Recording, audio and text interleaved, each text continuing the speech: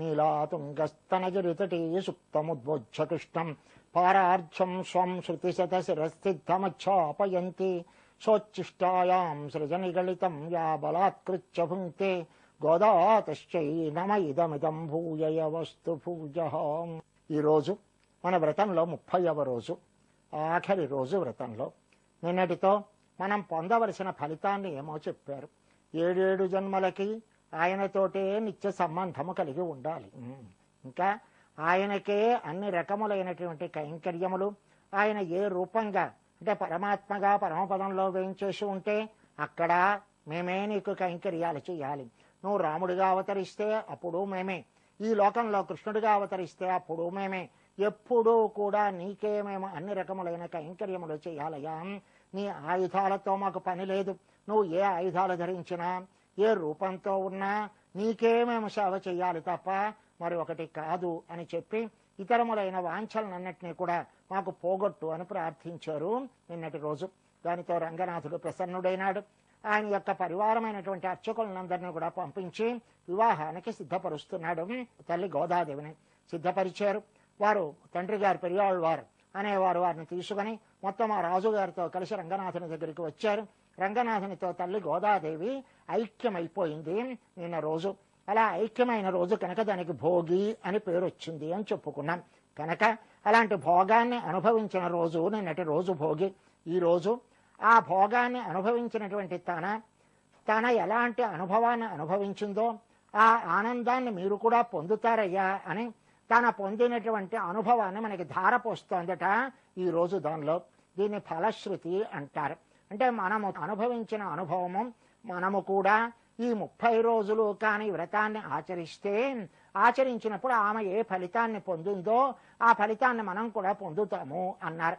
ఆనాడు రేపల్లెలో గోపికలు ఈ కాత్యాయని వ్రతాన్ని చేసి ఏ ఫలితాన్ని పొందారో దాన్ని అనుకరించినటువంటి మన తల్లి గోద భావన ప్రకర్షం చేత తన గోపికగా మారి తన చుట్టూ ఉన్నటువంటి తన చెలికత్తెల్ని గోప బాలికలుగా మార్చుకుని తన ఉన్నటువంటి శ్రీవిల్లిపుత్తూరుని నందభృజంగా చేసుకుని అక్కడ ఉన్నటువంటి వటపత్రసాయనే కృష్ణ పరమాత్మగా భావించి తన చేసినటువంటి వ్రతం వల్ల తన ఫలితాన్ని పొందింది. ఏ ఫలితాన్ని పొందింది? స్వామి యొక్క అనుభవాన్ని పొందింది. భగవంతుణ్ణి భర్తగా వరించింది, భగవంతుణ్ణి పొందింది, భగవద్ అనుభవంలో మునిగిపోయింది. కనుక అలాంటి అనుభవాన్ని ఎవరైనా సరే ఈ పాశురాలను 30 ఏమి తప్పకుండా వరుస క్రమం కాని తప్పకుండా ఎవరైనా ఆచరిస్తే ఆచరించినప్పుడు ఆ ఫలితాన్ని తన ఏది పొందిందో అది మీరు కూడా పొందుతారు అని చెప్పి తెలియచేస్తుందట ఈ రోజు పాశురంలో. ఎవరైనా కానీ ఈ 30 పాశురాలు రాకపోతే అది వయ్యం సుమప్పదం వంబు అంటారు. అయినా వాళ్ళు ఈ లోకానికి భారం కనుక అలాంటి వాళ్ళు ఉండి ప్రయోజనం లేదు. అంటే మనిషిగా ఒక బరువుగా భూలోకంలో ఉండడం తప్ప వారి వల్ల లోకానికి ప్రయోజనం లేదు. అంటే ఎవరైతే ఈ 30 పాశురాలు తెలుసుకోలేరో వాళ్ళకేముంటుంది? స్వాతంత్ర్యము అనే లక్షణం ఉంటుంది. కనుక స్వాతంత్ర్యం నేనే అని అన్నీ నా కొరకే అనుకునేవాడి వల్ల లోకానికి ప్రయోజనం లేదయా. మరి ఎవరి వల్ల ప్రయోజనం? ఎవరైతే భగవంతునికి పరతంత్రులము అని తెలుసుకుంటారో, ఆ కారణతత్వమే కార్యతత్వముగా పరిణమించింది అని తెలుసుకుంటారో, ఆ భగవంతుడే ఇక్కడ కనిపించేటటువంటి ప్రతి వస్తువు లోపల ఆత్మగా లోపల ఉన్నాడు అని తెలుసుకుంటారో, అన్నిటి లోపల ఉన్నవాడు వాడే అని తెలిసి తమరు వాడికి చెందినవారమని తెలిసి అన్నిటినీ ప్రేమించగలిగినటువంటి మానసిక భావం ఎప్పుడైతే కలుగుతుందో అప్పుడు మాత్రమే వాడు లోకానికి ఉపయోగం పడతాడు తప్ప తన స్వతంత్రంగా ఉన్నవాడు ఉపయోగపడ్డ. కనుక ఈ 30 పాశురాలని తెలియనివాడు లోకానికి బరువు చేటు అన్నారు. కనుక మనం ఏం చెయ్యాలట? ఈ 30 పాశురాలని కానీ మనం తెలుసుకుంటే ఈ తిరుప్పావై అనేది ఒక సూక్ష్మమైనటువంటి ఏదో ఒక 10 పాశురాలలోనో 11 పాశురాలలో చెప్పినది కాకుండా ఏదో నమ్మాళ్వారు అనుగ్రహించినటువంటి ఒక 1000 పాశురాలలాగా విస్తారమైనది కాకుండా సుఖంగా చదువుకుందికి వీలుగా మనం అనుభవించడానికి వీలుగా ఒక 30 పాశురాల్లో మనకు అందించిందట తల్లి. అందించినటువంటి ఆ పాశురాలని 30 తప్పామే ఆ 30 పాశురాలని వరుసక్రమం తప్పకుండా ఎవరైతే అనుష్ఠానం చేస్తారో అర్థంతో తెలుసుకొని ఆ అనుష్ఠానం చేసిన వాళ్ళకి తన పొందినటువంటి ఫలితాన్ని పొందుతారు అని తెలియచేస్తోందిట ఈ రోజు పాసురంలో. కనుక ఈ పాసురాన్ని ఒక్కసారి విన్నపం చేసుకొని దానిలో ఉన్నటువంటి అర్థాన్ని తెలుసుకునే ప్రయత్నం చేద్దాం. వంగక్కడల్ కడైంద మాధవనై కేశవనై திங்கள் திருமுகத்து செழியோர் நிறைஞ்சு அங்கு பறை கொண்ட வார்த்தை அணிப்புதுவை பைங்கமலத்தண்டறியல் பட்டரபிரான் கோதை சொன்ன செங்கத்தமிழ் மாலை 30 தப்பாமே இங்கு பருசு இறைப்பார் 2 ஆழ்வரை தோள் செங்கனி திருமுகத்து செல்வத் திருமாலால் எங்கும் திருவர்கள் பெற்று இன்புறவர் ఎంబావాయ్ అని చెప్తున్నారు. వంగక్కడల్ కడైంద అంటే ఆ పాల సముద్రంలో ఉన్నట్ట. ఆ పాల సముద్రంలో దేంతో నిండి ఉందట? వంగక్కడల్ అంటే ఓడలతో నిండి ఉందట. ఆ ఓడలతో నిండి ఉన్నటువంటి ఆ క్షీర సముద్రాన్ని కడైంద అంటే దాన్ని చిలికేట స్వామి. ఆ చిలికినటువంటి స్వామిని గురించి చెప్తా శ్రీయప్పతి. ఆయన కేశవనై, మాధవనై కేశవనై, మాధవుడు అంటే శ్రీయప్పతి, లక్ష్మీ వల్లభుడు, కేశవనై అంటే కేశవుడు అనే నామాలతో చెప్పి ఆయన ఆ సముద్రాన్ని చిలికాడు. ఆ సముద్రంలో పడవలున్నాయ్యా, ఆ పడవలకి ఏమీ ఆపద కలగకుండా సముద్రాన్ని చిలికినటువంటి స్వామి. తింగల్ తిరుముగత్తు చేసియార్, వీళ్ళు ఎలా ఉన్నారట ఈ గోపికలు? చంద్రుని లాంటి ముఖం కలిగి ఉందట. దివ్య మంగళమైనటువంటి ముఖమండలాలతోటి మంచి ఆభరణాలు ధరించినటువంటి గోపికలున్నారే, వీళ్ళు చేరి చంద్రు ఇరైంచి చేరి స్థుతించారట స్వామిని. ఆ చేరి స్థుతిస్తే అంగ అంటే ఆనాడు పరైకొండ అంటే ఆ రేపల్లెలో ఆనాడు ఆ పర అనే వాయిద్యాన్ని స్వీకరించినటువంటి అంటే ఆ భగవద్దాస్యాన్ని స్వీకరించినటువంటి ఆ ప్రకారాన్ని అని పుదువై పైంగమల తండ ఎరియల్ పట్టరబిరాన్ కోదై సొన్నాం. అది ఎలాంటిది? జగత్తుకంతటికి కూడా అలంకారంగా ఉన్నటువంటి భూషణంలా ఉన్నటువంటి ఆ శ్రీవిల్లిపుత్తూరు అనేటటువంటి దేశంలో అవతరించింది తల్లి. ఆ అవతరించినటువంటి ఆయన ఎవడు? ఆ తండ్రికి ఎవరా తండ్రి? పెరియాళ్వారు. ఆయన ఎవరట? మంచి స్పృహణీయమైనటువంటి ఆ తులసిమాల కాదు, తామర మాల, తామర యొక్క ఆ విత్తుతోటి చేయబడినటువంటి మాలని హృదయంలో ధరించినటువంటి ఆ పెరియాళ్వారు భట్టనాథుల వారి యొక్క పుత్రికాయి. అలాంటి కోదయి సొన్న ఆ గోదాదేవి చెప్పినటువంటి శంగతమిళ్ మాలై అంటే ద్రావిడ భాషలో ఏర్పాటు చేయబడుతుంది. మాలికా రూపంగా ఉన్నటువంటి 30 తప్పామే ఈ 30 పాసురాలని వరస క్రమం అతిక్రమించకుండా ఎవరైతే క్రమం తప్పకుండా చదువుతారో వారు ఇంగు అంటే ఇక్కడ ఈ సంసార మండలంలో ఏమవుతారట?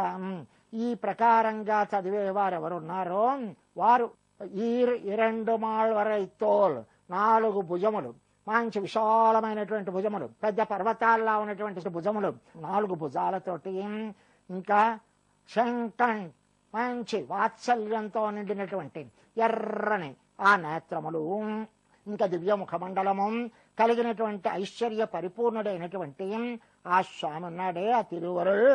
ఆ స్వామి ఆ శ్రీవల్లభుడు అయినటువంటి నారాయణుడి చేత అంతటా సాటి లేనటువంటి దివ్య కరుణని పొంది ఆనందాన్ని అనుభవిస్తారు అని చెప్తున్నారు ఈ పాసురంలో. ఏం పొందుతాం మనం?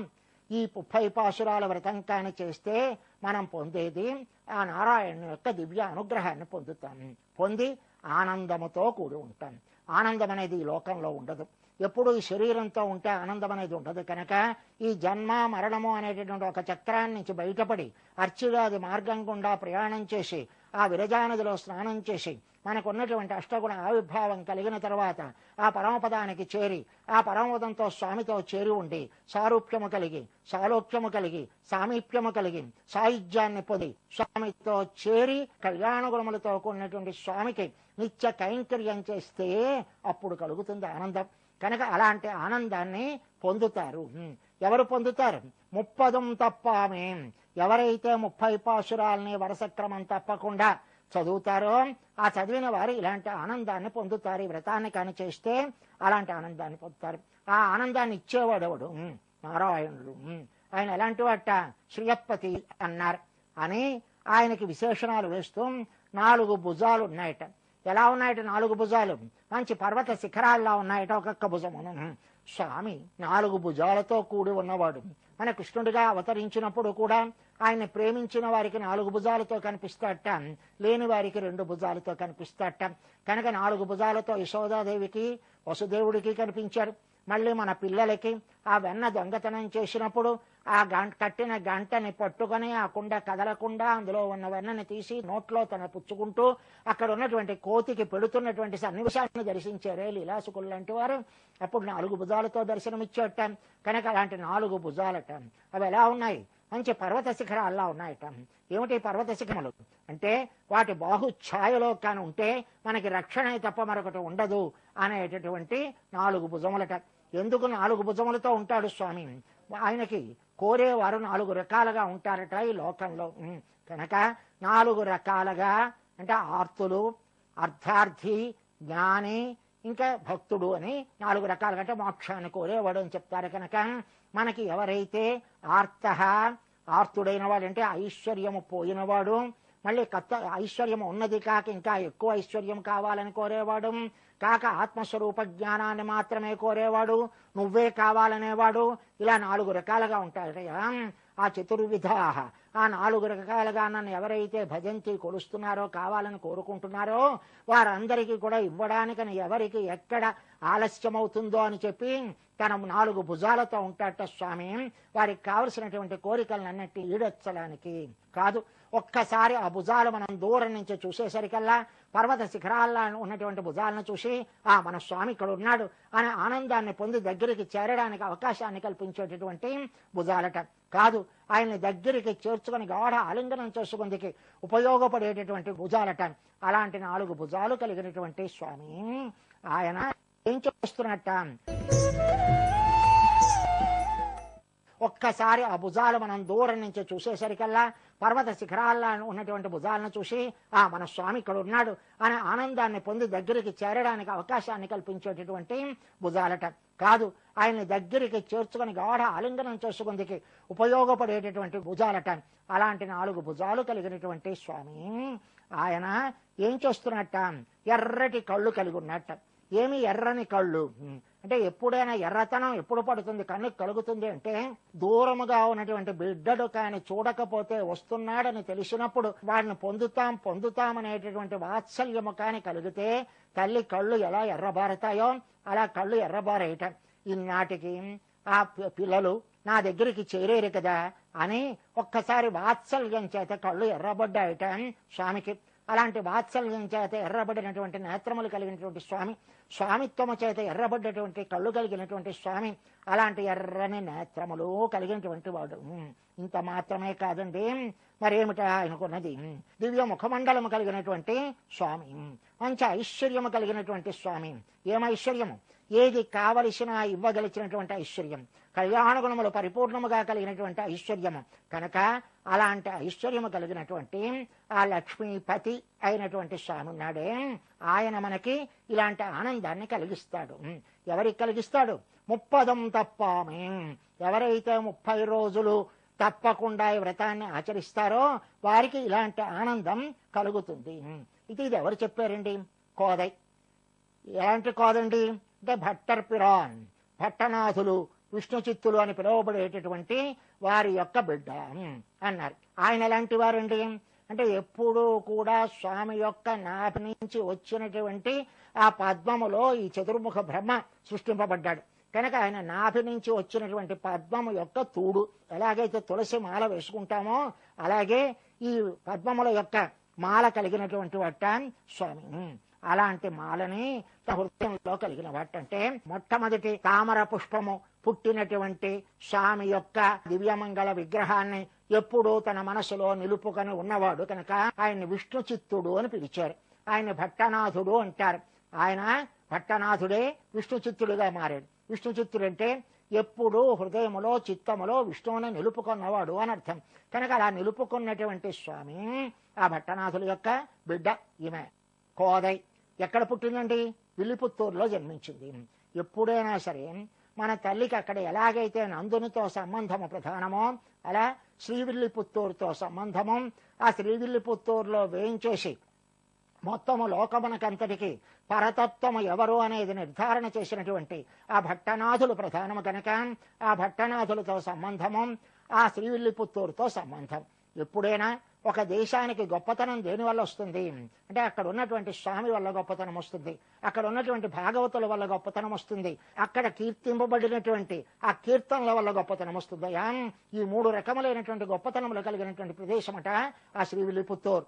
అక్కడ ఉన్నటువంటి వటపత్రశాయి అక్కడ మంచి భగవత్ తత్వాన్ని పరిపూర్ణముగా గ్రహించి లోకానికంతటికీ తెలియచేసినటువంటి భట్టనాథులు లాంటి భగవద్భక్తులు కలిగినటువంటి ప్రదేశము ఆ ప్రదేశము.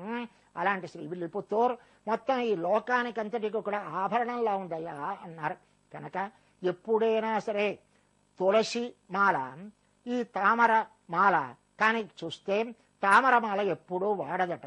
ఎందుకని వాడదన్నారు అంటే భగవంతుని యొక్క నాభితోటి సంబంధము కలిగినటువంటి తూడు కనుక అది ఎప్పుడూ కూడా నిత్య నూతనముగా స్వామితో సంబంధము వల్ల అది ప్రకాశిస్తూ ఉంటుంది కనుక అలాంటి తామర మాలను మెడలో వేసుకున్నారు అంటే అర్థము ఆ భగవంతుణ్ణి తన హృదయంలో నిలుపుకున్నారు అని అర్థం. కనుక ఇది సూచకం. ఏమని సూచకం? నేను భగవంతుడిని నా మనసులో ఎప్పుడూ ఉంచుకున్నవాడు అని తెలియడానికి సూచకంగా ఈ మాల ధరించారట. కనుక అలాంటి విష్ణు చిత్తుల వారికి బిడ్డగా జన్మించిందట. అయితే ఈ మాల ఎవరు చెప్పారు? కోలాచరి చెప్పింది. ఏ భాషలో చెప్పింది? తమిళ మాలై. ఆ తమిళ భాషలో చెప్పిందట ఆమె. కనుక ఈ తమిళ భాషలో చెప్పినటువంటి ఈ 30 పాసురాలు మంచి స్పృహణీయమైనటువంటి అర్థ విశేషములు కలిగినటువంటి వేదం అనైత్తుక్కం విత్తాగం వేదానికంతటికి ఇది విత్తు అని చెప్పదగినటువంటి ఈ తిరుప్పావై అనే గ్రంథాన్ని మనకు అందించింది గోదాం. కనుక అలా అందించినటువంటి ఆ తిరుప్పావై అనే వ్రతాన్ని కానీ మనము 30 పాసురాలని తప్పకుండా ఎవరైతే అనుష్ఠానం చేస్తారో అంటే ఉపనిషత్ రహస్యాన్ని అంతటినీ కూడా చాలా సూక్ష్మముగా 30 పాసురాల్లో మనకు అందించినటువంటి ఆ తల్లి చెప్పినటువంటి పాసురాలని అర్థంతో కానీ మననం చేస్తే మనకి ఉపనిషత్ రహస్యాలు తెలుస్తాయి. కనుక మనము భగవంతునికి పరతంత్రులము అనే జ్ఞానం కలుగుతుంది కనుక మనము స్వతంత్రులము కాము అనే జ్ఞానం కలుగుతుంది కనుక స్వతంత్రుడైన రావణాసురుడిలా ప్రవర్తించకుండా పరతంత్రులుగా ప్రవర్తించేటటువంటి అవకాశం కలుగుతుంది కనుక చుట్టూ ఉన్న అన్నిటి లోపల స్వామి వేయించేసి ఉన్నాడనే జ్ఞానం కలుగుతుంది కనుక అన్నిటి మీద ప్రేమ కలగడానికి కారణమైతే అన్నిటినీ ప్రేమిస్తే వాడికి ఆనందం ఉంటుంది కనుక అలాంటి ఆనందాన్ని పొందుతారయ్యా ఈ 30 పాసురాలని కానీ ఎవరైతే చేస్తారో ఈ వ్రతాన్ని చేస్తారో. అయితే ఈ గోపికలు ఎలా ఉన్నారట? ఆ స్వామి యొక్క గొప్పతనమేమి? ఆ స్వామి వంగక్కడైందా ఏం చేస్తున్నాడు ఆయన? అక్కడ పడవలు ఉన్నాయట. ఆ పడవలు ఎక్కడున్నాయి? క్షీర సముద్రంలో ఉన్నాయి. ఆ క్షీర సముద్రంలో ఉన్నటువంటి పడవల్ని చిలుకుతున్నట్ట స్వామి. ఏమి చిలకడం అంటే మనకి ఆ లక్ష్మీదేవిని పొందడం కోసమని తన క్షీర సముద్రంలో ఆ మందర పర్వతాన్ని పెట్టి ఆ మందర పర్వతంతో చిలికేట స్వామి. కనుక ఇక్కడ కూడా ఈ క్షీర సముద్రంలో పడవలు ఉంటాయా? ఏమెందుకు ఉండకూడదయ్యా? ఉంటాయి అనవచ్చు. లేకపోతే ఆ స్వామి మన యువతల ఒడ్డు నుంచి అవతల ఒడ్డుకి తీసుకెళ్లేటటువంటి పడవ అని మనకి ముకుందమాల మొదలైనటువంటి స్తోత్రాల్లో చెప్పారు కనుక ఆయన ఒక పడవతో పోల్చవచ్చునయ్యా. కనుక అలాంటి పడవలు కలిగిన వాటంటే ఆయన సేవించేటటువంటి క్షీర సముద్రం. అయితే ఈయన చిలికినప్పుడు వాటి చేత ఆ పడవలకన్నిటికీ ఏమైనా ఆపద కలిగిందా? కలగలేదట. ఆ పడవలకి ఏమి ఆపద కలగకుండా ఉంచి తన చిలికాడట దీన్ని. ఎందుకోసమని చిలికాడు? ఆ లక్ష్మీదేవిని పొందడం కోసమని. ఐశ్వర్యము ఆ ఇంద్రునికున్న ఐశ్వర్యం శాపము వల్ల పోతే మళ్ళీ తన శ్రమపడి ఆ మందర పర్వతాన్ని అందులో ఉంచి వాసుకుని చుట్టూ చుట్టి దానితో తన చిలికి ఆ లక్ష్మీదేవిని తిరిగి తిని పొందాడే. అలాంటి ఆయన మాధవనై ఎవరి కోసం చిలికాడు? మాధవుడు అంటే లక్ష్మీపతి. ఆ లక్ష్మిని పొందడం కోసం ఇంత శ్రమపడ్డాడయ్యా స్వామి అన్నారు. ఇక్కడ చెప్తూ మొట్టమొదట ఈ సముద్రం అంటే ఏమి, దానిలో ఉన్న పడవలంటే ఏమి అన్నదానికి చెప్తారు పెద్దలు. ఏమిటా ఈ సముద్రము అనేది ఒక సంసారం. ఈ సంసారంలో ఉన్నటువంటి వారు జీవులు కనుక మనమందరము కూడా ఈ సముద్రంలో ఉన్నటువంటి పడవలం. ఈ పడవలైతే స్వామి కరుణ కలిగిన వాడు. ఆ కరుణ కలిగిన వాడు ఏం చేస్తాడట? ఒక మందర పర్వతాన్ని సంసారంలో సముద్రంలో పెడతాడట. ఏమా మందర పర్వతము అంటే తన సంకల్పము అనేటటువంటి ఒక మందర పర్వతాన్ని చెప్తాడట. పెట్టి కృప అనేటటువంటి తాడు కడతాటంటే వాసుకి బదులుగా తన కృప అనేటటువంటి దాన్ని పెడతాట.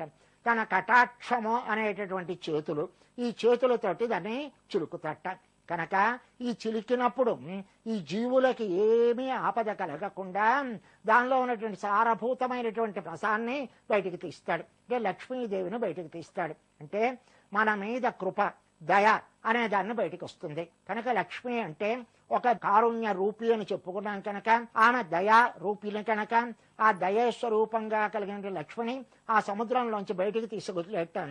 అక్కడ పడవలు ఏమీ కూడా పాడవకుండా తీసేయటం. అంటే ఈ జీవులకి ఏమీ ఆపద కలగకుండా తన వీరి మనసులు ఈ సంసారంలో తన కృప అనే దాన్ని పెట్టి తన కటాక్షము అనే చేతులతో దాన్ని మదించి తనలో ఆ దయ కలిగి ఆ దయ వల్ల వారిని ఉద్ధరిస్తే వారికి తెలియవలసినటువంటి తత్వజ్ఞానం తెలిసేలా చేసి వారు స్వతంత్రులు కారు పరతంత్రులు అని చేసేటటువంటి కటాక్షాన్ని కలిగినటువంటి వట్ట స్వామి.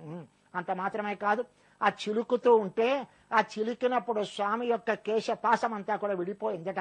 ఆ విడిపోయేసరికల్లా చూశారు వీళ్ళు. చూస్తే ఏముంది, ఆ కేశ సౌందర్యం ఒక్కసారి కనిపించింది. కనిపించి మాధవనై కేశవనై అన్నారు. మాధవుడు ఆ లక్ష్మీపతి కేశపాశములు కలిగిన వాడు, మంచి అందమైనటువంటి కేశములు కలిగిన వాట. అంటే సౌందర్యము, ఒకవేళ ఆయన మనకు ఉపకరించకపోయినా ఆయన్ని వదలలేనటువంటి సౌందర్యం కలిగిన వాట స్వామి. అంత మాత్రమే కాదు, మనకి ఉన్నటువంటి విరోధులను పోగొట్టేటటువంటి లక్షణము కలిగిన వాట స్వామి అని కేశవనై అన్నారు. అంటే కేశవ అంటే కేసి అనేటటువంటి రాక్షసుణ్ణి చంపినవాడు. కనుక మనకి ఉన్నటువంటి అహంకార మమకారములు అనే వాటిని పోగొట్టి మనకి పరతంత్రతని అందించేటటువంటి స్వామి కనుక కేశవనై అన్నారు. అని ఆయన అందరికీ నియామకుడు, ఆయన సర్వశక్తిమంతుడు అన్న తెలియచేయడానికి కా ఈశా అని విడతీసి వారికి కూడా ఆయన నిర్వాహకుడు అనే దాన్ని మనకి తెలియచేస్తున్నారు ఈ కేశవనామంలో. అలాంటి స్వామి ఈ శరీరాలకి ఏమీ ఆపద కలగకుండా ఈ శరీరము లోపల ఉన్నటువంటి జీవులకు కలగవలసిన తత్వజ్ఞానాన్ని కలిగించడానికి ఆ మందర పర్వతాన్ని చిలికినట్టుగా ఈ సంసారం అనే సముద్రాన్ని చిలికి వారికి కావలసిన ఉన్నతిని కలిగిస్తాట స్వామి. తింగళ్ తిరుముగత్తు, మంచి చంద్రుల్లాంటి ప్రకాశం కాంతి కలిగినటువంటి దివ్య ముఖమండలాలు కలిగిన వారట, దివ్య ఆభరణములు కలిగిన వారట పిల్లలు. అంటే వాళ్ళు స్వామి యొక్క దివ్య ముఖమండలాన్ని సేవిస్తున్నారు, స్వామి వారిని సేవిస్తున్నాడు. కానీ మనమో ఇద్దరిని కలిపి సేవించడానికి తగిన అవకాశం దొరుకుతుంది ఈ వ్రతం కాని చేస్తే. కనుక అలా దివ్యముఖ మండలముతో ఐశ్వర్య సంపన్నులైనటువంటి, అంటే శమధమాది సాధన సంపత్తి కలిగినటువంటి, పరతంత్రత అనే జ్ఞానం కలిగినటువంటి ఈ పిల్లలు స్వామి యొక్క దివ్యముఖ మండలాన్ని సేవిస్తూ ఉంటే దాన్ని సేవించినటువంటి మనకి పరమాత్మ ఆనందాన్ని కలిగిస్తాడు అని చెప్పి ఫలశ్రుతిని చెప్పి ఈ వ్రతాన్ని పరిసమాప్తి చేసింది గోదాదేవి. దీంతో 30 పాశురాలు పూర్తి చేసుకున్నాం. స్వస్తి.